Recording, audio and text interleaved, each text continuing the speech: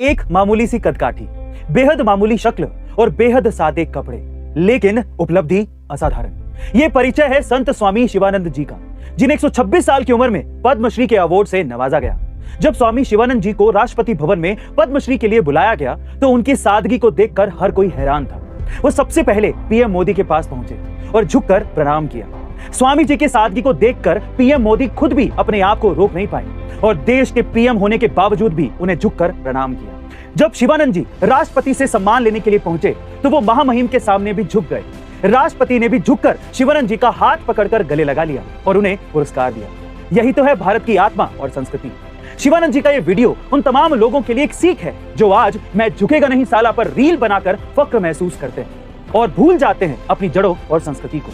Guys, हमारी संस्कृति मैं झुकेगा नहीं साला में नहीं है, बल्कि हर शख्स झुकेगा में है। ट्रेन से सफर करने वालों के दिमाग में अक्सर ये सवाल आता है कि अगर इसी पटरी पर दूसरी ट्रेन आ जाए तो क्या होगा, क्योंकि ट्रेन की स्पीड इतनी ज्यादा होती है कि उसे कंट्रोल कर पाना बेहद मुश्किल होता है और इसी वजह से जान माल के नुकसान का खतरा सबसे ज्यादा होता है।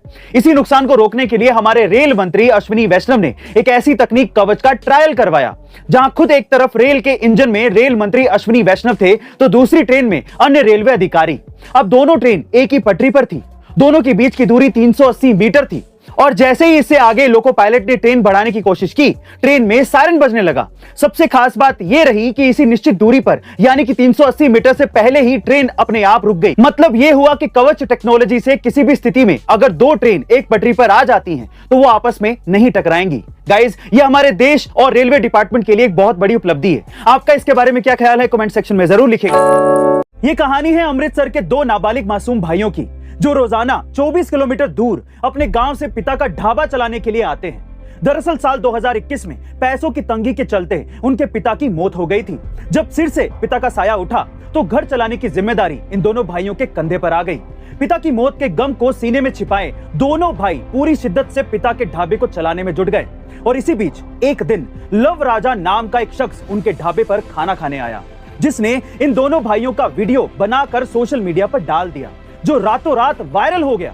जब ये वीडियो देश के बड़े बिजनेसमैन आनंद महिंद्रा ने देखा तो उन्होंने इस पर ट्वीट करते हुए कहा, बहुत ही जल्द आप दोनों के ढाबे के बाहर लोगों की लाइन लगेगी और जल्द ही मैं भी वहां पर खाना खाने आऊंगा। दोस्तों, इस कहानी से ये सीख मिलती है कि मुश्किलें और मुसीबतें जिंदगी में आम है, अगर हौसला बुलंद हो तो मुट्ठी में हर काम है। ऐसे अमेजिंग मोटिवेशनल वीडियोस के लिए शेयर, सब्सक्राइब एंड लाइक। मिलते हैं अगली वीडियो में।